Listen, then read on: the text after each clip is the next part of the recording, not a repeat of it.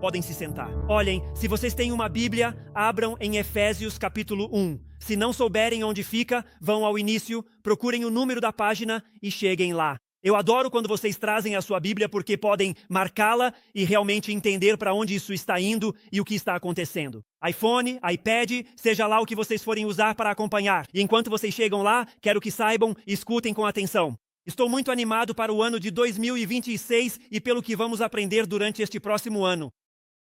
Este ano, se Deus quiser, vamos começar uma série sobre família. E tenho coisas realmente boas que vamos incorporar para ajudar vocês a criar seus filhos, a educar a próxima geração. Então estou animado com isso. Vamos fazer uma série sobre casamento. E realmente digo a vocês, uma série sobre casamento forte, baseada na Bíblia, com fundamentos sólidos, que realmente acredito que fará a diferença. Muitas coisas que vamos acrescentar à série vão acontecer durante a semana e serão uma bênção para vocês. Vamos fazer uma série sobre guerra espiritual. E vamos falar mais sobre o que está acontecendo neste mundo, o que está acontecendo e por que está acontecendo e o que Deus está fazendo, mesmo em meio a toda a loucura que estamos presenciando. Porque hoje é isso que vamos fazer. Vamos começar uma série sobre o livro de Efésios. E eu digo a vocês, escutem com atenção. Este é um dos maiores livros da Bíblia. Então vamos começar a avançar por ele pouco a pouco. Vamos fazer isso em várias séries diferentes. Porque o que acontece no livro de Efésios é que ele foca em um tema, depois passa para outro foco e depois se move para mais um foco. Então vamos pegar cada um desses enfoques e aprender o que Deus tem para nós em nossa vida. Mas até mesmo neste ano, diretamente da palavra de Deus. E vamos começar este livro em particular, este estudo em particular, com uma série totalmente sobre o capítulo 1, que simplesmente intitulamos Uma Herança. E é sobre isso que quero falar com você nesta manhã. E eu te digo, já fiz isso. E é muito impactante o que Paulo nos diz nesses versículos iniciais. Quero falar com você nesta manhã sobre 2 versículos de riquezas infinitas. 2 versículos de riquezas sem fim. Você sabia? Acho isso interessante. A maior herança já registrada nos Estados Unidos da América está muito próxima de nós. Muitos de vocês já sabem disso, mas a maior herança já entregue foi através do Walmart, pela família Walton. Essa é a maior herança registrada na história dos Estados Unidos. Na verdade, é ainda maior no mundo, mas é a maior da história dos Estados Unidos. E a razão pela qual menciono isso ao começar esta série é porque quero que você pense em algo. Eu adoro viver nesta cidade, eu adoro isso. Estamos vendo o que estamos vendo nesta cidade com todo o crescimento e todas as mudanças, porque isso é o que está acontecendo para nós. Estamos vivendo e presenciando o poder de uma herança. Quero dizer, é isso que está acontecendo com vocês agora mesmo nesta cidade. Vocês estão vivendo e presenciando o poder de uma herança incrível e como ela realmente pode fazer a diferença, um impacto significativo ao seu redor. Mas o que quero dizer a vocês esta manhã, e espero que estejam prontos para isso, é que, como seguidores de Cristo, temos uma herança ainda maior do que a maior herança já deixada nos Estados Unidos da América. E vamos aprender sobre o que nos foi deixado e o que nos foi dado nas próximas semanas. Na verdade, ao começar com isso, quero que entendam que a herança é um componente importante nas Escrituras. Em outras palavras, a Bíblia realmente nos diz que isso é o que você herdou. Isto é o que você recebeu. Quero compartilhar com vocês um versículo da Bíblia que alguns de vocês talvez conheçam, mas muitos não, e que realmente aponta para isso. Escreva 2 Coríntios 8, versículo 9. Em 2 Coríntios, capítulo 8, versículo 9, ouça o que a Bíblia diz. Porque vocês já conhecem a graça do nosso Senhor Jesus Cristo. Isso significa que você e eu somos pecadores e que merecemos o juízo de Deus por causa do pecado. Nós seguimos o nosso próprio caminho, fizemos o que quisemos, mas Cristo veio e Ele nunca pecou. E Ele tomou sobre si a ira, a pena e o castigo pelos nossos pecados. Ouçam-me com muita atenção. Não é o que nós fizemos, é o que Ele fez, que cobriu todos os nossos pecados. E é isso que está sendo dito. Porque vocês conhecem a graça do nosso Senhor. Embora Ele fosse rico, estava no céu. Ele possuía tudo. A Bíblia diz que, pensem nisso por um momento.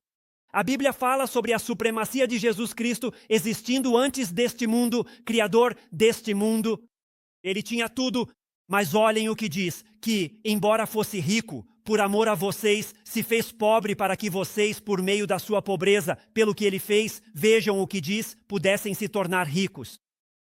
Isso é uma herança. Ele renunciou a tudo o que tinha para assumir o que precisava assumir, para que você pudesse ter tudo o que Ele quer te dar. Mas agora, eis o nosso desafio. Diga amém. É assim que sei que eles estão comigo esta manhã. Eis o desafio. Muitos seguidores de Cristo não sabem o quão ricos são. Quer dizer, tem muita gente aqui, e sejamos honestos, quando eu falo sobre o legado dos Walton e depois digo, mas vocês têm algo muito melhor, vocês provavelmente pensam, não sei, eu gostaria de experimentar isso, né? Porque você não entende completamente o que foi que Deus te deu. Escutem, só estou dizendo que há tantos seguidores de Cristo que não fazem ideia do que tem em Jesus Cristo. Acho que o seguidor médio de Cristo hoje em dia, e penso que isso é em grande parte responsabilidade das igrejas e culpa dos pastores e mestres. Eles realmente pensam, me arrependo dos meus pecados, coloco minha fé em Jesus Cristo e já garanti o céu e agora só preciso sofrer nesta vida, chegar do outro lado e simplesmente passar pela vida no piloto automático. Isso não é o que a Bíblia ensina. Não é mesmo? Vejam, a realidade deste capítulo no livro de Efésios é que a Bíblia está dizendo que você herdou riquezas que são incríveis. E o propósito deste capítulo em Efésios é mostrar a você, em profundidade e com explicação, o quão rico você é. Isto é o que você possui. Então Paulo está nos escrevendo e nos deu isso. Isto é o que você recebeu. Então vamos mergulhar no versículo 1. Veja o que a Bíblia diz. Diz Paulo, apóstolo de Jesus Cristo. Agora, todos nós crescemos com diferentes origens. Alguém me disse recentemente, na verdade, nunca fui à igreja. É a minha primeira vez em uma. Só fui a casamentos e funerais. Esse é o histórico de alguém que está conosco hoje em nosso culto. Alguns de vocês cresceram em diferentes denominações. Lembrem-se de que nosso objetivo não é ser batistas, mas ser bíblicos. É para isso que Deus nos chamou. Então esse é o foco do nosso ministério. E o que queremos ser é ser bíblicos. Muitos cresceram com diversos títulos. Quando Paulo diz, sou apóstolo de Jesus Cristo, ele usa um termo comum em outras igrejas e denominações. Agora quero que vocês me ouçam, este é um ofício especial. Quando Paulo faz essa declaração, é uma afirmação enorme na Bíblia. A única maneira de ser apóstolo era ser testemunha da ressurreição de Jesus Cristo. Você precisava se conectar visual e verbalmente com o Senhor Jesus Cristo. Então havia outras responsabilidades para ser apóstolo. Portanto, este caso está encerrado porque você precisava ser testemunha ocular. Quero que entendam que essa é uma posição privilegiada em que Paulo diz estar. Sou apóstolo de Cristo. Tenho autoridade para falar em seu nome porque a recebi diretamente dele e agora a transmito a vocês. Portanto, não quero que deixem passar despercebida a importância disso. Mas reparem no que ele diz. Ele diz, pela vontade de Deus. Em outras palavras, ele está dizendo para você e para mim, ouça, é isso que eu sou, é isso que estou fazendo, e faço isso porque Deus assim determinou. Depois ouçam bem aos santos que estão em Éfeso e que são fiéis em Cristo Jesus. Graça e paz a vocês da parte de Deus nosso Pai e do Senhor Jesus Cristo. E tenho que dizer a vocês, muita gente, quando ensina o livro de Efésios, ensina que isso é apenas uma introdução e segue adiante. Mas eu lhes digo, há riquezas infinitas. Nos 2 primeiros versículos que acabei de ler para vocês, quero apresentar 3 coisas que Paulo enfatiza aqui, às quais ele dá um toque especial. Isso realmente importa. Ouçam-me com atenção. Se você é um seguidor de Cristo, isso importa na sua vida. E você deveria estar celebrando em sua vida, porque essas coisas são verdade. Primeiro, preparem-se. Peguem suas canetas. Agora pensem, se você for e pegar um caderno, se você for e pegar um diário e trouxer aqui este ano, terá um comentário pessoal contínuo sobre o livro de Efésios. Você terá ideias e compreensão de tudo o que Deus está tentando lhe dizer através de um dos livros mais ricos da sua Bíblia. Primeiro, Paulo fala sobre o propósito. Ele fala sobre o propósito. Agora, deixe-me te dizer o que eu sei. Eu sei que este mundo está em busca de um propósito. Por que você acha que os livros de liderança fazem tanto sucesso? Por que você acha que os livros de autoajuda fazem tanto sucesso?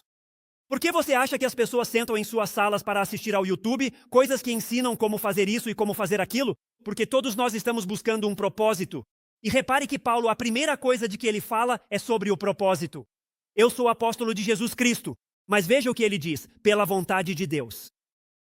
Veja, alguns traduzem isso dizendo sob o plano de Deus.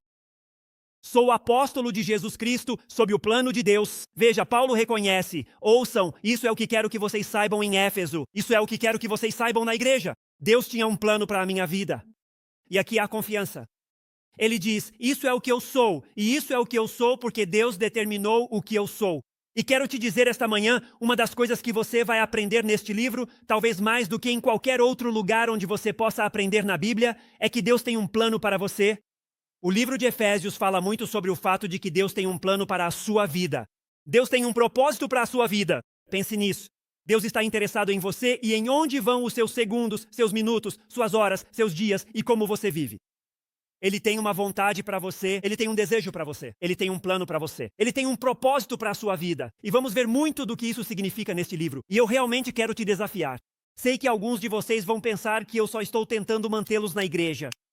Não quero que você perca isso, porque muita gente não entende o que tem e não entende como funciona. E vamos passar um ano inteiro mostrando a vocês o que tem e como funciona. Vejam, muitos cristãos, e quero dizer isso, muitos cristãos têm dificuldades para compreender a vontade de Deus. Há muitos de vocês agora mesmo que, sendo sinceros, totalmente, brutalmente honestos, pensariam consigo mesmos: realmente não sei o que Deus quer que eu faça em 2026. Não sei como Deus quer que eu lide com esta situação na minha vida. Estou confuso sobre o que está acontecendo e sobre o que eu deveria estar fazendo em relação ao que está acontecendo. Então, não gostaria de conhecer o plano e a vontade de Deus para a sua vida? Por exemplo, se eu perguntasse o que Deus quer que você faça em 2026, qual seria a sua resposta? Veja, de alguma forma passamos a ter essa ideia. Ouça-me com muita atenção enquanto digo isso. De alguma forma passamos a pensar que a vontade de Deus é difícil de encontrar, como se fosse algo complicado. E simplesmente não sei o que vou fazer, nem como vou descobrir, nem como vou chegar lá. Muitos cristãos se sentem sobrecarregados se perguntando como chegar lá. Não é assim de jeito nenhum. Veja, é aí que perdemos a vontade de Deus. Digam amém para eu saber que estão me ouvindo. Isso foi muito fraco. Digam amém para eu saber que agora sim vão ouvir. É justamente aí que realmente perdemos muito do que Deus quer para a sua vida, para o seu casamento, para a sua paternidade. Onde realmente nos perdemos muito do que Deus quer que você faça em cada decisão da sua vida é quando você se obseda com o que fazer. Muitos de vocês, ao pensarem em suas vidas, se perguntam: o que eu preciso fazer? O que eu preciso fazer? Como devo responder? Que decisão devo tomar? Veja, esse é o foco errado biblicamente falando. Esse é o foco errado do ponto de vista de um seguidor de Cristo. Veja bem, o que acontece é que perdemos o foco em quem deveria ser e enfatizamos o que você deve fazer.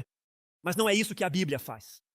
O que a Bíblia faz é enfatizar quem você deve ser. E então, à medida que você se torna quem você está destinado a ser, Deus o guia para o que você está destinado a fazer. Temos a tendência de nos concentrar no lugar. Certo? Então onde eu preciso estar? O que devo fazer? É o que deveria acontecer. Costumamos pensar assim: ouçam com atenção, Deus não faz isso. Deus se concentra na pessoa.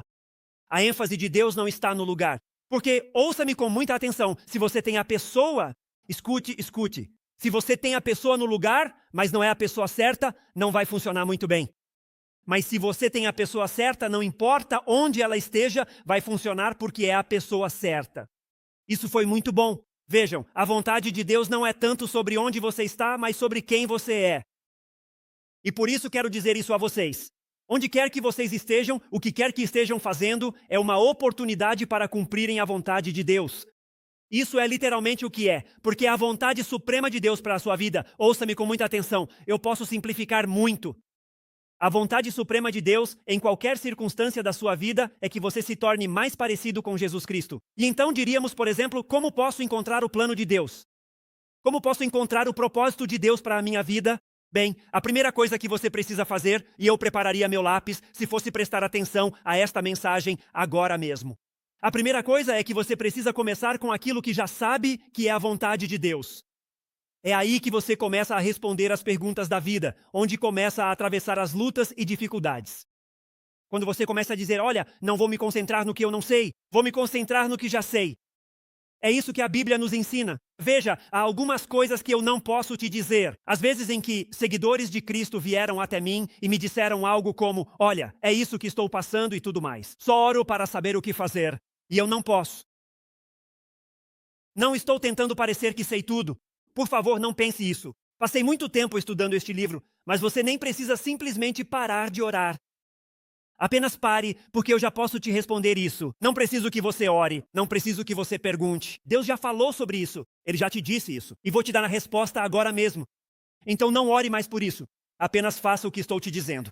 É por isso que estudamos as Escrituras. Ao percorrermos todo o livro de Efésios, encontraremos um grande versículo no capítulo 5 que mal posso esperar para vermos. Veja o que a Bíblia diz agora, escutem todos que estão me ouvindo, porque isso é fundamental para a sua vida. Veja o que a Bíblia diz, portanto não sejam insensatos. A Bíblia diz que você tem a capacidade de viver uma vida insensata. A Bíblia diz que você tem essa capacidade, me escute, de ganhar dinheiro, comprar casas, dirigir carros, conseguir roupas, cara, de receber todos os reconhecimentos e todas as coisas que este mundo diz que é para isso que você vive. É por isso que você se esforça. A Bíblia olha para você e diz, isso é uma vida insensata. E ele diz, não, seguidores de Cristo. Olá, estou escrevendo para você. Estou tentando ajudá-los a entender os R's e a herança que eles têm para esta vida. Para esta vida? Sim, para a próxima vida, mas também para esta vida. Portanto, não seja tolo. Mas veja o que ele diz. Como viver uma vida? Como posso viver uma vida sem ser tolo? Olha o que ele diz. Se eles não entenderem qual é a vontade de Deus, sim, entendam qual é a vontade de Deus. Agora, eu sei o que alguém me diria. Se vocês estão prestando atenção e se importam, voltariam imediatamente e diriam, tudo bem, como faço isso? Como eu entendo qual é a vontade de Deus?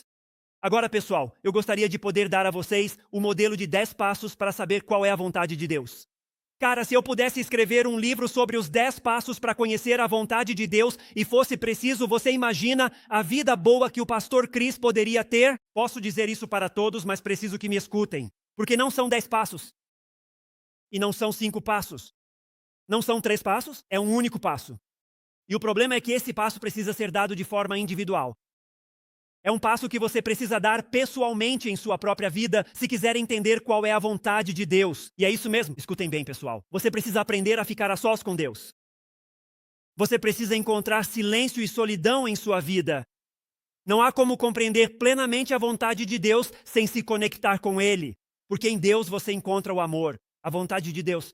Então você vai ter que aprender a caminhar com Deus. Você vai ter que aprender a se conectar com Deus. Durante todo o meu ministério aqui, é isso que tenho dito repetidas vezes. Se eu conseguir fazer você caminhar com Deus, posso te levar a qualquer lugar para onde Deus quiser que você vá. Porque a chave para a vontade de Deus é a pessoa de Deus e que você se conecte com Ele e aprenda com Ele. Por isso fazemos a jornada da vida juntos e temos a classe de raízes. Eu sei que a sua vida não chegará ao seu destino sozinha.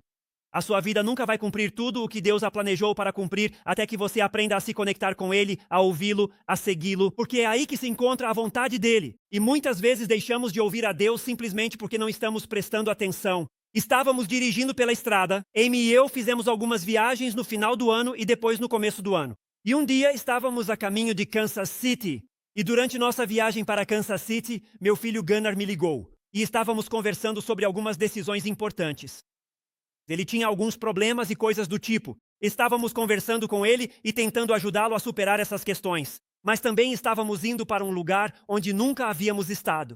Enquanto viajávamos, eu estava muito concentrado na conversa, pensando nisso e naquilo. E quando finalmente desligamos o telefone, percebi que já tinha passado 2 ou 3 milhas do lugar onde deveria ir. Alguém me entende, certo? Agora, o único constrangimento de errar por 2 ou 3 milhas é o fato de que eu tinha instruções de para onde deveria ir. Mas o que acontece é que quando você pega o seu próprio telefone, ele simplesmente faz o som de ding. Eu me distraio, dou atenção à minha conversa. Estou absorto. Estou concentrado nisso. E assim, aqui na palma da minha mão está isso. É aqui que você tem que ir. Isto é o que você tem que fazer. Mas eu passei completamente por cima disso porque estava distraído com a conversa que estava tendo. Amigo, te digo, muitos de nós, a razão pela qual estamos lutando tanto com as questões da vida, a razão pela qual batalhamos tanto para saber para onde ir, o que fazer e o que Deus quer que façamos, é porque estamos distraídos com outras coisas. Quero dizer, Paulo está nos dizendo que Deus tem um plano para nós. Ele tem uma vontade para você, mas o que acontece conosco é que nos distraímos com outras coisas e não estamos ouvindo nem prestando atenção.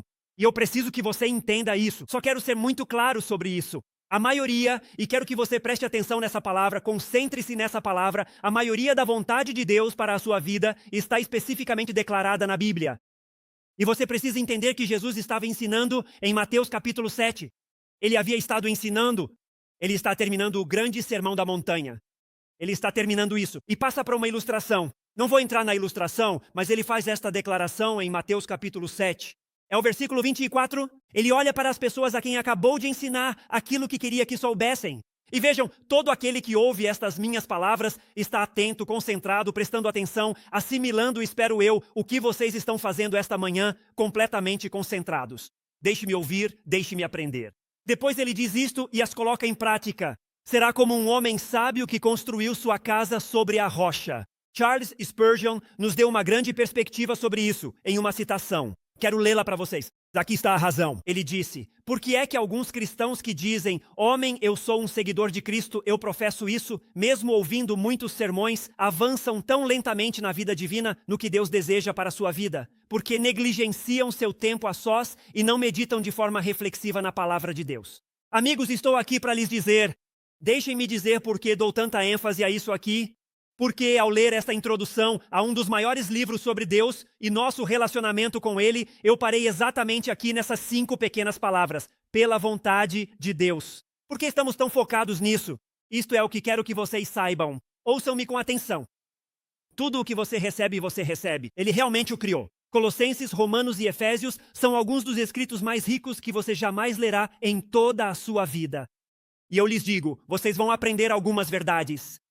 Eu realmente acredito que nossa igreja, acredito que nossa cidade pode ser transformada porque vamos fazer o estudo que vamos fazer este ano, porque eu lhes digo, quando você se apropria da sua herança, ouça-me com atenção. Se eu dissesse a todos neste lugar, pensem nisso. Eu disse, você recebe $1 milhão, você recebe $5 milhões, você recebe 10 milhões e 30, em primeiro lugar, a igreja seria muito mais festiva. Posso dizer isso a todos, haveria muito mais gente ocupando os assentos. Mas se eu viesse e fizesse uma afirmação dessas, deixem-me dizer o que eu sei com certeza que aconteceria. Nossas vidas seriam transformadas pela herança que acabamos de receber. E estou aqui para dizer a vocês que é disso que se trata Efésios. E a razão pela qual quero que você entenda isso é que cada grama de riqueza, cada lição que aprenderemos, cada ponto mencionado, cada palavra, frase ou mensagem transformadora que tiramos do livro de Efésios vem de um único lugar. De um único lugar. Isso provém porque o apóstolo Paulo estava dentro da vontade de Deus. Recebemos tudo isso porque ele estava recebendo o que Deus tinha para ele. E Paulo está nos ensinando ao abrir este livro e nos aprofundarmos nele. Paulo está nos ensinando sobre o grande poder e o impacto que vem de alguém que pega o que Deus lhe deu e entrega àqueles a quem Deus quer dar. E podemos ver Deus fazer coisas grandiosas simplesmente vivendo o propósito para o qual ele nos chamou. Eu poderia parar aqui mesmo e já teria valido a pena. Mas não vou fazer isso. Mas teria valido a pena fazer isso. Ele nos dá uma segunda verdade. Paulo fala sobre a posição do seguidor de Cristo. Ele fala sobre o propósito, mas depois fala sobre a posição em Efésios capítulo 1, versículo 1. Vejamos o que Paulo diz. Apóstolo de Jesus Cristo pela vontade de Deus. Tudo isso acontece porque estou vivendo dentro do plano de Deus. Ele diz isso aos santos que estão em Éfeso e que são fiéis em Cristo Jesus. Agora, permita-me dizer isto. O que Paulo está nos dizendo aqui é que se você é um seguidor de Cristo, você é um. Agora só preciso que todos nesta sala entendam o que eu entendo. Acho que é aqui que o mundo tem tantos problemas com a igreja. Porque eles olham e dizem, espera aí. A Bíblia os chama de santos, mas eu trabalho com eles. A Bíblia os chama de santos, mas eu já fui à igreja com eles. A Bíblia os chama de santos, mas eu moro ao lado deles. E isso é uma loucura. Olhem, nós lutamos com isso. Não sei quem inventou isso. Eu costumava ouvir isso o tempo todo. Quando eu recém cheguei a Cristo, ouvia os pregadores dizerem isso o tempo todo. Eles diziam algo como, viver lá em cima com os santos que amamos, isso será glória. Viver aqui embaixo com os santos que conhecemos. Essa já é outra história, não é? E pensem sobre isso. E depois você tem toda a confusão sobre os santos. Porque, por exemplo, existe todo um sistema de fé que ensina o que são os santos. São pessoas falecidas de vida exemplar com milagres comprovados. É assim que definem um santo. Mas isso não é bíblico, nem é o que a Bíblia ensina. Paulo não escreve para um cemitério nem para mortos. Sua carta é para cada seguidor de Cristo. Escute cada seguidor de Cristo. Vou mostrar isso a você e provar em apenas 1 minuto. E ele diz, porque você sabe, em Cristo você é um santo. A palavra santo, isso é realmente importante. Muitos aspectos do cristianismo são omitidos nas igrejas de hoje. Muitas coisas passam despercebidas se não nos aprofundarmos na dádiva das coisas gloriosas, boas novas de Cristo, e estamos perdendo nossa compreensão do que é o cristianismo. Essa palavra santo ali, eu amo isto. Vou te dar 2 coisas. Significa ser diferente. Significa alguém que foi deixado de lado. Gosto de dizer isso porque acho que é a melhor interpretação. Somos nós que fomos denunciados. É exatamente isso que significa. Então, porque hoje em dia, ao dizer sou cristão, achamos que basta. Achamos que estamos dizendo que Jesus viveu, morreu e ressurgiu. Achamos que é isso que estamos dizendo, mas na verdade estamos dizendo muito mais do que isso quando falamos sobre ser cristão. E então, muitas vezes pensamos que o cristianismo é como: olha, eu tomei a decisão de confiar em Cristo, mas esse sou eu. Eu creio em Jesus, embora eu não concorde com todo o resto da Bíblia. Olha, você não pode fazer isso. Isso não está na sua Bíblia. Não existe nada nem remotamente parecido com isso na Bíblia. Simplesmente não existe. Quando você diz, sou um seguidor de Cristo, é isso que você realmente está dizendo. Sou uma pessoa solitária. Eu sou alguém que foi denunciado, fui chamado para fora da vida antiga, para fora do caminho antigo e chamado para um caminho completamente novo. Significa que você tem uma nova posição no Senhor. Todos nesta sala virtual e aqueles que estão ouvindo falam sobre sua posição, sua vocação e sobre terem sido separados de algo. Agora escute, diga amém. Estou muito animado com isso. E todos vocês estão olhando para mim? Escute-me, não perca isso. Este livro trata da posição do que Deus fez por você ao vir. Cristo pagou o castigo pelos seus pecados e você confiou nele. Deus te separou, você não se separou por si mesmo. Deus te separou, é o que ele fez. Falaremos muito sobre a prática, faremos uma série sobre casamento, uma série sobre família e uma série sobre vida pessoal. Ou seja, todas essas coisas são tratadas na Bíblia. Então trata-se da sua prática. Isso é o que você deve fazer. Mas isso é o que eu quero que vocês entendam. Tudo isso trata de como devemos viver porque fomos separados. Mas ele está te dizendo, se você confiou em Cristo, você foi separado. Paulo diz, você é um santo, você é de Deus, o povo de Deus. Por posição, ele te separou por causa do que Cristo fez por você. Agora fique comigo. Veja novamente o versículo 1, o que ele diz aos santos que estão em Éfeso e aos fiéis em Cristo Jesus. Essa pequena frase aí, em Éfeso, muitos estudiosos acreditam que não estava no texto original. Eu concordo com isso. O que foi? Agora, eu realmente acredito que esta carta foi dirigida à igreja em Éfeso. Mas o que Paulo estava fazendo era que pretendia que esta fosse uma carta circular. E o que isso significa é que ao escrever esta carta, ele queria que ela chegasse a Éfeso, mas também queria que chegasse a Colossos. Ele queria que ela chegasse a todas as igrejas da região. Ele não estava falando apenas para ouçam, vocês vivam assim, mas sim que todas as outras igrejas também podem viver assim.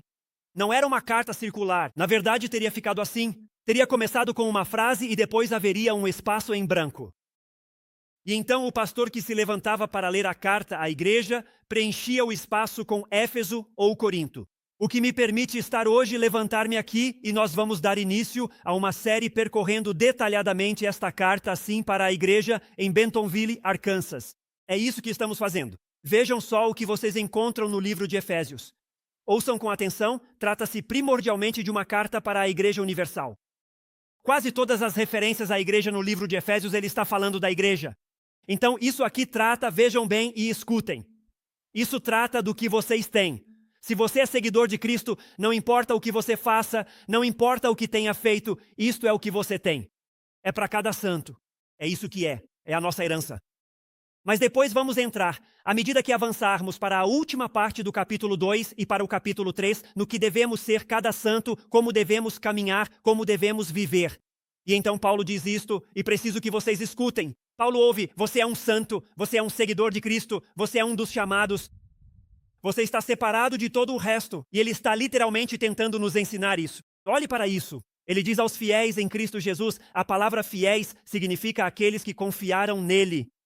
No momento em que você confia em Cristo, você se torna um santo. Você se torna alguém separado, um dos chamados. Ou seja, a sua posição. Eu permiti que Deus me separasse para que Ele possa me usar para o que quiser. Agora, aqui está a pergunta que eu tenho. Por quê? Por que Deus te chama? Por que Deus te separa? Separado para quê? Bom, agradeço por perguntarem porque é nisso que vamos passar um tempo, certo? Quero fazer um breve resumo do que vamos tratar neste livro. Só quero te mostrar, certo? Você foi chamado ao ser separado. Você se pergunta qual é o propósito? Preparem suas canetas primeiro. Somos separados para sermos propriedade de Deus. O livro de Efésios, seguidores de Cristo nesta sala, escutem, não foram. Vocês não foram salvos apenas para poderem ir para o céu quando morrerem. Meus pecados foram perdoados. Estou a caminho do paraíso agora. Só preciso suportar este pequeno mundo da melhor maneira possível até chegar ao paraíso. Isso não é de forma alguma o que a Bíblia ensina. A Bíblia ensina que somos separados para Cristo. Somos nós que somos chamados a tomar posse de Deus. Nós pertencemos a Ele. Anote isso em 1 Pedro, capítulo 2, versículo 9. Escute o que você é. Uma raça escolhida. Você é especial e foi chamado para ser diferente. São um sacerdócio real, como os sacerdotes. No Antigo Testamento existia Deus e existia o homem. O sacerdote era o intercessor entre Deus e o homem. Ele. Agora, porque você conhece a Deus, você tem acesso a Deus, você é um sacerdote ligado a Deus, uma nação santa. Você deve se destacar no meio do resto do mundo porque tem o toque de Deus sobre a sua vida. Ouça isto. Você é um povo adquirido por Ele. Escute-me ao dizer isso. Isso vai ajudar muitos de vocês a não lutarem com sua fé cristã da maneira como fazem. Não fomos separados para nós mesmos. Você não é salvo e separado apenas para receber todas as bênçãos extras. E você nunca tem um problema e nunca tem uma dificuldade. E se você tem um problema e tem uma dificuldade, Deus não te ama e Deus não está com você. Esse não é o ensinamento da Bíblia. Ouça-me com atenção. Não fomos separados para nós mesmos. Temos tantas igrejas que colocam toda a ênfase em nós mesmos. Esse não é o ensinamento. A ênfase está no que Ele faz através de nós. Quando nos rendemos, Ele não se rende a nós. Nós nos rendemos a Ele e é daí que vem a herança, é daí que vem a bênção. Vamos lá, pastor. Não fomos separados para nós mesmos, mas fomos separados para pertencer completamente a Deus. Ouça-me com atenção para viver os planos e propósitos dEle. Vamos falar sobre tudo isso. Fomos separados para a presença de Deus. Agora, não quero que você perca isso. Você é um daqueles chamados a ter acesso a Deus e a habitar com Ele. Você sabia que pode entrar no seu carro e... Não quero ofender ninguém ao ensinar isso. Só quero ser claro. Afinal, que tipo de pastor eu seria? Que tipo de professor bíblico eu seria se não tentasse esclarecer os falsos ensinamentos deste mundo? Amigo, você pode entrar no seu carro e ir até o templo Mórmon. E você pode ir a este templo enorme e belíssimo. Eles têm rituais e apresentações. É um prédio grande e bonito. Eles ofereciam visitas guiadas. Talvez alguns tenham participado e visto seus percursos. Muitos acreditam que nós também fazemos isso. Em nossa própria fé, entramos aqui e pensamos que este era um lugar especial. Começamos a pensar que a igreja é sagrada, que é um lugar especial e que não devemos fazer certas coisas na igreja por ser sagrada, mas em casa podemos fazer o que quisermos. Também em nossas vidas. Sério. Vamos! Ouvir. Talvez você acredite que a igreja seja sagrada. Venha aqui sozinho, com as luzes apagadas, e me diga se este lugar é sagrado. Vou te dizer, não é sagrado. É assustador. Eu consegui. Já estive aqui muitas vezes completamente sozinha. Verdadeiro? O que estou tentando dizer é que você pode construir esses grandes edifícios de pedra e chamá-los de sagrados. Mas preciso que você me ouça. Deus habita muito melhor do que em algum lugar dentro de um edifício de pedra, tijolo ou madeira. Em 1 Coríntios 3,16, veja o que diz a sua Bíblia. Será que eles não sabem que Deus não precisa mais de um templo? Gente, Deus já não precisa de um templo construído nesta terra, porque esta terra está chegando ao fim. Vocês não sabem que são o templo de Deus? Que o Espírito de Deus habita em vocês? Que Deus já não reside em tijolo e cimento? Ele reside nas pessoas que Ele redimiu, que Ele trouxe para a família.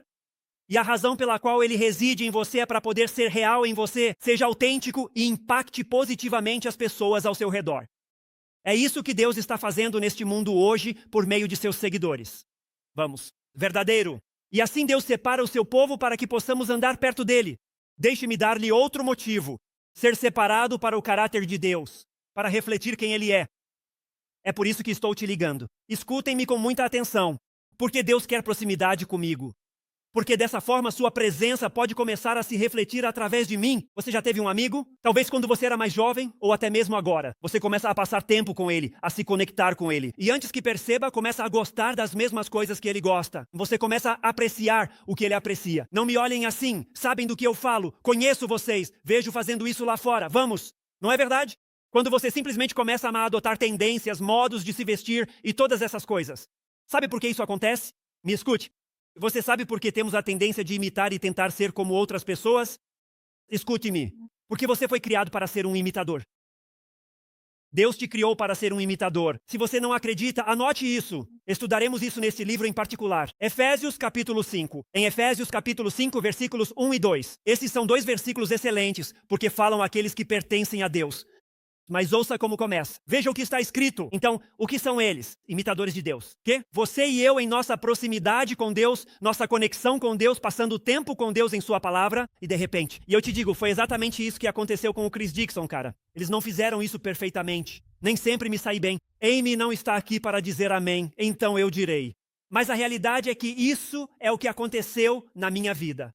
Passei tanto tempo com Deus, tanto tempo em sua palavra, que minha vida reflete mais dele do que antes. Tornei-me mais um imitador dele. E isso é perceptível na minha vida e ao meu redor. É isso que devemos fazer. Olha, me escute, eu digo a vocês. Gente, digam amém para eu saber que vocês estão ouvindo. Isso é tão bom e eu só quero que todos entendam isso. Aprendemos com Deus. Ouvimos a Deus. Me escutem? Me escutem? Me escutem. Vamos lá, cara. Esta é a igreja. O que aconteceria em Bentonville, Arkansas, se pudéssemos simplesmente ser o que Deus nos criou para ser e deixássemos de lado nossas coisas religiosas feitas pelo homem e nos tornássemos aquilo que Deus nos deu como herança? Que diferença faríamos? Ouvimos a Deus. Aprendemos com Deus, para que nossas vidas possam refletir a beleza de Deus, quem Ele é e o que faz. É exatamente isso que Deus deseja para nós. Devemos mostrar ao mundo como Deus é. Você sabe que privilégio é esse? Devemos mostrar ao mundo como Deus é. Ouça com atenção o maior desejo do seu pastor. Estou nisso há muito tempo. Sou pastor titular desde os 26 anos e ministro em tempo integral desde os 21. E minha motivação nunca foi ser um cristão neste palco. Era ser um cristão para Gunnar, para Brittany, para Hannah, para meus netos. Porque eu sabia que se eu pudesse conquistar o coração deles, se eu pudesse refletir quem é Cristo para eles e minha própria família pudesse, eu te digo que há algo diferente nesse rapaz. Ele realmente se esforça para ser tudo o que Deus quer que ele seja. Eu sabia que se conseguisse vencer lá, isto seria moleza. Isso seria moleza. E de fato sempre foi assim. Sessões para boas ações. Somos separados para as boas obras. Precisamos viver nossas vidas. Alguns de vocês vêm à igreja e pensam que já fizeram tudo o que deviam a Deus. E é isso que muitas crenças falsas te ensinam. Porque o que o diabo não quer é que você se conecte com Deus para que ele possa fazer em sua vida o que ele deseja. Vamos, eu me sinto bem esta manhã. Minha esposa vai ligar para perguntar como foi. Eu diria que é bom. Não sei o que eles pensam, mas acho que correu bem. Devemos viver vidas que sejam úteis ao reino de Deus. Efésios 2:10. Vamos começar. Efésios 2:10. Vejam o que criamos em Cristo Jesus, o que salvamos e o que foi trazido para a família. Para quê? Por boas obras. Não para boas ações, não para obras de boa vontade, mas para obras de boa vontade que Deus preparou de antemão. Você sabe o que isso significa? Olhe para mim. A maioria das obras para as quais Deus te criou, você está tendo dificuldades. Você está lutando esta manhã. A maioria do que Deus te criou para fazer já está em suas mãos. Já está em suas mãos. É por isso que fazemos isso toda semana. É por isso que nos reunimos e ensinamos este livro inteiro. Trata-se simplesmente de fazer isso, fazer aquilo, ser desta ou daquela maneira, porque é daí que vêm os resultados. E eu quero que vocês vejam isso. Nós somos separados, ouçam-me, não para nos retirarmos do mundo como fazem muitas igrejas, mas para servir a Deus de forma eficaz nele. Somos separados para sermos testemunhas. Somos separados para tornar Deus conhecido. Isso é algo que Deus colocou sobre a vida de Chris Dixon. Olha, você me conheceu, você me conhece e agora vai me tornar conhecido. Voltemos para 1 de Pedro 2, versículo 9. 1 de Pedro 2, 9 é um grande versículo na sua Bíblia. Mas uma vez que você entende isso, que somos linhagem eleita, uma nação santa, tudo isso diz o seguinte. Me escutem, digam amém para eu saber que estão ouvindo. Amém. Quero ter certeza de que vocês estão comigo esta manhã. Ele diz isso em 1 de Pedro 2, versículo 9. Para que proclameis as virtudes daquele que vos chamou das trevas. Vocês sabem que privilégio é esse? Você foi salvo. Você foi perdoado. Você foi lavado. Você foi purificado. Recebeu tudo o que Deus te deu. Aprenderemos isso este ano sobre nossas vidas. E ele diz, é isso que estou fazendo. Você quer saber o que Deus está fazendo na sua vida? Ele diz, estou te edificando, estou te formando e mudando, estou aqui para que proclamem as excelências de quem eu sou. Deixem-me dizer uma coisa para vocês. Se a igreja levasse a sério refletir quem Deus é e o que Ele pode fazer em nossas vidas e se mostrássemos suas excelências, não teríamos estacionamento suficiente nem assentos suficientes. Não poderíamos construir um prédio grande o suficiente para mostrar às pessoas que Deus está transformando vidas e agindo nelas. Eu digo a vocês, isso é absolutamente verdade. Eu esperava uma celebração um pouco melhor do que essa, mas vocês foram bem. Tudo bem. E agora, escutem. Separados para a liberdade. Vejam o que diz Romanos capítulo 6, versículo 18. Tendo sido libertos do pecado, vocês se tornaram servos da justiça. A Bíblia ensina que estamos livres da culpa, estamos livres da avareza, estamos livres do rancor, do passado, da dor, da insegurança, do medo, da preocupação. A lista poderia continuar e continuar. Recebemos paz, recebemos alegria, recebemos perdão, recebemos graça e misericórdia, recebemos direção, e Ele está nos dizendo que temos a liberdade de nos tornarmos aquilo que Deus nos criou para ser. Fomos separados para manifestar o valor de Deus, separados para a sua glória. O propósito da minha vida é mostrar o valor de Deus. Por isso, a sua Bíblia, em 1 Coríntios 10:31 diz: quer vocês comam, bebam ou façam qualquer outra coisa, façam tudo para a glória de Deus. Se alguma vez você se perguntou o que isso significa, significa que em tudo o que fizer, você deve mostrar o quanto Deus tem sido bom, misericordioso, bondoso e amoroso com você. Esse é o propósito fundamental de nossas vidas. E a nossa resposta a Deus é a sua glória. Fomos separados para magnificar a grandeza de Deus. E nossas vidas deveriam ser uma demonstração de adoração a quem Ele é. E então Ele apresenta uma terceira verdade que é a seguinte. Esta é a última. Então vocês podem relaxar. Aqui vamos nós. Estão prontos? Ele diz o seguinte. Paulo fala sobre a provisão. Ele fala sobre a provisão. Eu adoro isso. Paulo usa duas das grandes palavras da sua Bíblia no versículo 2. Vejam o que ele diz. E me impressiona quantas vezes as pessoas leem isso. Ele chama isso de introdução e segue em frente. Ele diz, graça e paz a vocês da parte de Deus nosso Pai e do Senhor Jesus Cristo. A palavra graça aparece 12 vezes no livro de Efésios. A palavra paz aparece 8 vezes. Apenas em um livro, 6 capítulos. Você tem graça 12 vezes e paz 8 vezes. A palavra charis é a palavra grega para graça. O que muitas vezes não percebemos é que estamos muito desconectados dessa cultura. É isso que é. Escutem-me com muita atenção. Se tivéssemos vivido naquela época quando isso foi escrito, eu não teria me aproximado de vocês para dizer olá. Eu teria me aproximado e dito graça e paz. Eu teria me aproximado de você e diria graça e paz para você. É uma saudação normal, como as que eram usadas antigamente. Então não houve um olá. Tenho amigos que me enviaram mensagens de texto na véspera de Natal. Tenho amigos em Jerusalém que estavam me mandando várias mensagens de texto. Shalom, shalom para você e a Amy. Isso significava paz para você e para a Amy. Que a paz do Senhor reine sobre vocês. Eram saudações comuns e frequentes. Isso é o que eles faziam. Eles simplesmente compartilhavam esse tipo de coisa. Graça e paz para vocês. Mas reparem no que Paulo faz no Novo Testamento. Ele pega duas palavras comuns que de fato eram usadas na Bíblia, mas o que ele faz é elevá-las. Ele as tira desse contexto normal de simplesmente uma saudação ou um olá. E ele não está te cumprimentando com a sua herança. Eu te cumprimento com aquilo que o mundo deseja, graça e paz. Eles não conseguem obter isso. Mas você sabe o que você recebe em sua herança? Você recebe graça, você recebe paz. Então eu pego isso que não tem muito significado no mundo, porque a graça e a paz lhes escapam. Eu elevo isso e dou significado e impacto para os seguidores de Cristo. E é exatamente isso que Deus faz com uma vida rendida a Ele. Ele pega a graça e pega uma grande paz e eleva essa vida para demonstrar sua glória. Isso é o que Deus faz com os separados.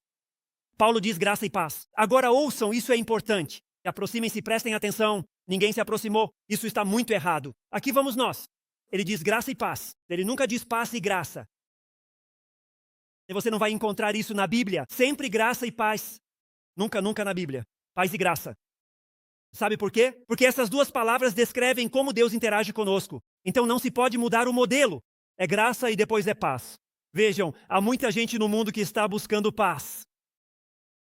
Quero dizer, é por isso que gastam dinheiro, é por isso que compram as coisas, é por isso que fazem o que fazem. O mundo está procurando, só tentando encontrar um pouco de paz. Conhecemos as estatísticas do estresse. Sabemos que o estresse miserável está aumentando. As dificuldades estão aumentando. E todos estão gastando dinheiro mudando de emprego, mudando de parceiros, mudando de família, mudando tudo. Simplesmente, cara, se eu conseguir mais paz, eu preciso encontrar paz. O mundo só busca a paz. Mas ouçam com muita atenção o que a Bíblia ensina. Você não precisa acreditar, mas estou te dizendo o que a Bíblia ensina. Ela ensina que você não pode ter paz até que tenha experimentado a graça. E esse é simplesmente um ensinamento claro da Bíblia. Você precisa ser salvo pela graça para poder experimentar a paz. Mas agora, isso é o que eu quero que vocês digam. Essa é a provisão de Deus para a sua vida se você é seguidor de Cristo. Essa é a sua herança bem ali. Você herdou, foi dado a você, foi depositado na sua conta bancária. Foi concedida a você graça e foi concedida a você paz. Agora vou te dizer uma coisa. Se eu te desse $1 milhão e você não soubesse, isso não significaria nada para a sua vida. Se eu desse $1 milhão, sei que isso mudaria a vida de muitos de vocês. Alguém pode confirmar isso? Alguns talvez se aposentem um pouco antes e pensem, vou investir, deixar render, ganhar um dinheiro e tirar um descanso. Vamos lá. Alguns de vocês vão comprar aquele barco. Vamos lá agora. Você vai comprar aquela pequena van de viagem. Nós vamos conseguir. Vamos. Certo, vamos lá. Era grátis. Vamos lá. Vamos aproveitar. Garanto que isso fará diferença na sua vida. Isso poderá fazer diferença na sua vida. Deus te concedeu graça e paz. Toda a vida cristã, escute-me, comece com gentileza e ofereça paz. Em Efésios 2, versículo 8, nós chegaremos lá. Estamos vendo isso porque pela graça, pelo que Cristo fez por vocês, vocês foram salvos. Não há trabalho envolvido, pois é pela graça que vocês foram salvos mediante a fé. E isto não lhe pertence. É uma dádiva de Deus. Tudo começa com a graça. Você sabe o que é graça? É um favor imerecido. Isso é o que significa favor não merecido. A graça significa que Deus faz por nós aquilo que não merecemos, mas de que precisamos desesperadamente. Somos salvos unicamente pela graça do que Cristo fez por nós na cruz. Isso é graça, mas há mais. Olhem, se vocês se perguntam por que prego por tanto tempo, é porque sempre há mais. Não é culpa minha, a culpa é da Bíblia. Estou seguindo em frente. Romanos 5:1, veja o que está escrito. Portanto, justificados pela fé, nossa fé nessa graça. Olha só isso. Agora temos paz. Isso é herança. Isso é seu. Isto é o que temos hoje. Ele tem paz com Deus por meio de nosso Senhor Jesus Cristo. A paz significa refletir sobre isso. Se eu discordar de você, haverá uma separação. O que significa paz? Significa que tudo aquilo que nos causa desavenças é eliminado para que agora possamos viver em paz. Estou descrevendo-os para você. A fé cristã está fazendo isso literalmente. Ouvir. Paz significa cessar. A separação entre você e um Deus santo. Se você acompanhar a palavra paz ao longo do livro de Efésios, você literalmente verá a paz. A palavra grega é arene. Arene é a forma como eles pronunciariam em grego. Você sabe como chamaríamos isso em inglês? Nós a chamaríamos de Irene. Significa apenas isto: unam-se. Veja bem, quando você deposita sua confiança em Jesus Cristo, ou melhor, quando você é salvo, é isso que acontece. Deus te reuniu consigo mesmo. Veja, a Bíblia ensina. Nós fazemos isso toda semana. Romanos 3:23. Todos pecaram e estão destituídos da glória de Deus. Todos decidiram seguir seu próprio caminho e pecar contra Deus, separando-se dele. A Bíblia diz que o salário do pecado é a morte. É o juízo de Deus, porque Deus é um Deus justo. Ele é um Deus amoroso, por isso Cristo veio. Mas ele é um Deus justo, por isso o pecado será julgado. E a realidade é que, se Deus não fosse julgar o pecado, Jesus nunca teria vindo. Jesus nunca teria precisado vir. Mas Jesus veio. Porque Deus vai julgar o pecado. Mas a Bíblia diz isto: o salário do pecado é a morte. Mas o dom de Deus é a vida eterna em Cristo Jesus, nosso Senhor.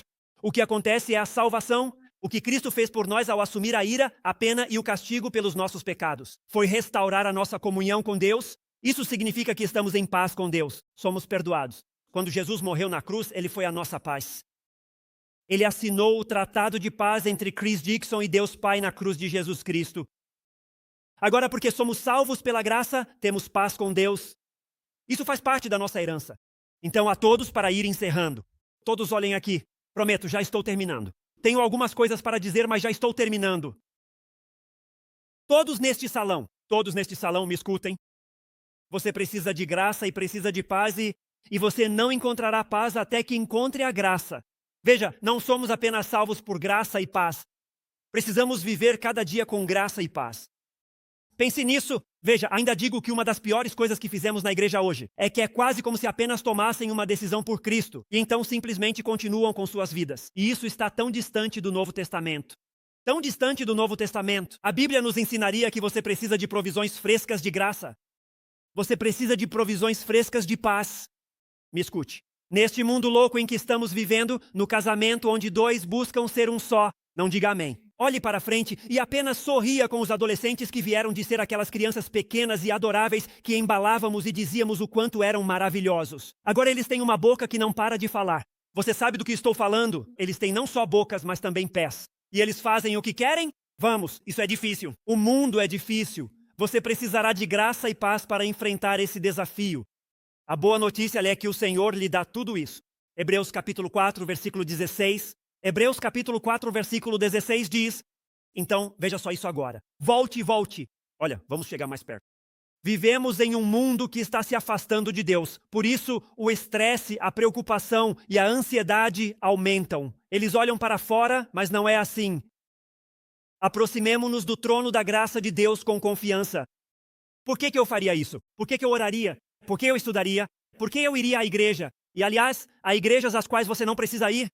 Por que motivo eu iria assistir, ouvir com atenção e realmente me aprofundar no que a Bíblia ensina para que possamos receber misericórdia e encontrar graça para ajudar no nosso momento de necessidade? Veja, precisamos de graça em todos os dias de nossa jornada e a encontramos com Deus no nosso tempo, em Sua palavra, na oração sincera e no silêncio. Alguns de vocês entenderam isso? Desconecte-se de tudo e da loucura deste mundo. Você precisa estar a sós com Deus, você precisa ouvi-lo, compreender sua perspectiva e avançar na direção dele. Você só conseguirá isso com um pouco de silêncio e solidão na sua vida. Mas aí diríamos isto. E quanto à paz? É possível ter paz todos os dias? É possível encontrar paz mesmo nas maiores lutas da vida? Em Filipenses capítulo 4, versículo 7, veja que interessante. Em Filipenses capítulo 4, versículo 7, ele está falando sobre oração. Ele tem falado sobre estar a sós com Deus, passar tempo com Ele. Veja o que diz em Filipenses capítulo 4, versículo 7. Ele diz, e a paz de Deus. Quando você se encontra com Deus, a paz de Deus, que excede todo entendimento, significa que minhas circunstâncias não mudaram. O que estou enfrentando não mudou. O que estou passando não mudou. Está além da compreensão. Mas é isso que eu tenho. Veja, isso guardará seus corações e suas mentes. Onde? Em Cristo Jesus. Veja bem, seja qual for o desafio que você enfrente diariamente, você pode buscar e experimentar a paz de Deus em sua vida. E a paz e a orientação de Deus são o que te conduzem através do desafio. Escute com atenção, uma herança para você. Isto é seu, isto é algo que lhe pertence. Deus diz que você, se realmente é um seguidor de Cristo, pode ter graça, pode ter paz, não apenas na salvação, mas ao longo de toda a sua vida. E acabei de te dizer onde encontrar isso. Na verdade, está na saudação. Veja o que diz no versículo 2. Graça. Agora, há alguém aqui que realmente esteja lutando em alguma área da sua vida? Você é um seguidor de Cristo, mas está realmente passando por dificuldades? Paulo, que a graça esteja contigo. Pense na graça de Deus, na fidelidade de Deus no passado, em quem Deus é e no que Deus fez. Que a graça esteja com você neste momento. Se Deus viu, se Ele viu toda a geração de seus seguidores prosperar, Ele também fará com que você prospere. Graça a você e paz. Onde? Onde? Veja o que está escrito. De Deus nosso Pai e do Senhor Jesus Cristo. Sabe do que estou convencido hoje? Alguns de vocês precisam ouvir isso. Sabe do que estou convencido hoje? As pessoas vão de igreja em igreja na esperança de encontrar paz no pastor. As pessoas vão de igreja em igreja na esperança de encontrar paz na igreja, no ambiente da igreja. Se ao menos eu pudesse encontrar o ambiente certo na igreja, se eu pudesse estar sob a influência do líder certo, se eu pudesse encontrar a situação ideal, a circunstância perfeita, então tudo seria maravilhoso. Mas Deus, isso nunca vai acontecer. Você não vai encontrar isso com Chris Dixon, nem na primeira igreja de Bentonville, nem com qualquer outro pastor, nem em nenhuma outra igreja do mundo. Só existe um lugar onde isso pode ser encontrado, e esse lugar é em mim. Agora, eu te dei esses homens para te ensinarem sobre mim, mas você não pode encontrar isso em nenhum outro lugar que não seja em mim. Olha, me escute. Está faltando um pouco de graça na sua vida. Está faltando paz na sua vida. Me escute. Deus tem o monopólio disso. E você não vai encontrar isso em nenhum outro lugar, só nele. Então, com os rostos inclinados e os olhos fechados, será que a graça e a paz são a sua herança?